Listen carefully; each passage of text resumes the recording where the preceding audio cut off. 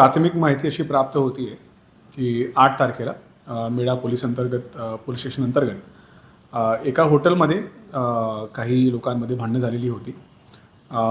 त्या ठिकाणी बरेच साक्षीदार आहे असं समजतं आहे. ह्या सगळ्या बातमी प्राप्त झाल्यानंतर संबंधित जे अधिकारी आहेत त्यांना सूचना देण्यात आलेली आहे.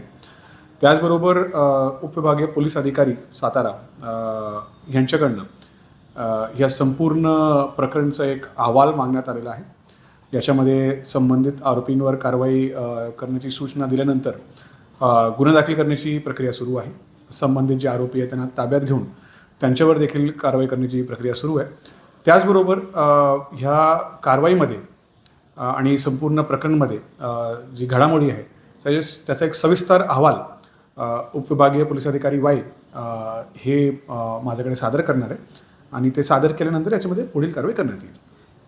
याच्यामध्ये काही महिला बारबाला नाचवल्या गेल्या हा एक प्रकार समोर आला आणि त्याच्यामध्ये पोलीस बंदोबस्त असल्याची चर्चा होती. हे नेमकं काय त्यात? प्रथमदर्शनी असं काय दिसून येत नाही की याच्यामध्ये काय पोलीस बंदोबस्त किंवा पोलीसचा कुणीही याच्यामध्ये होता. परंतु जे फोटोज या ठिकाणी देण्यात आलेले आहेत त्याच्यामध्ये काही असे महिला दिसत आहे. त्या बाबतीत देखील उपविभागीय पोलीस अधिकारी वाई हे चौकशी करत आहे.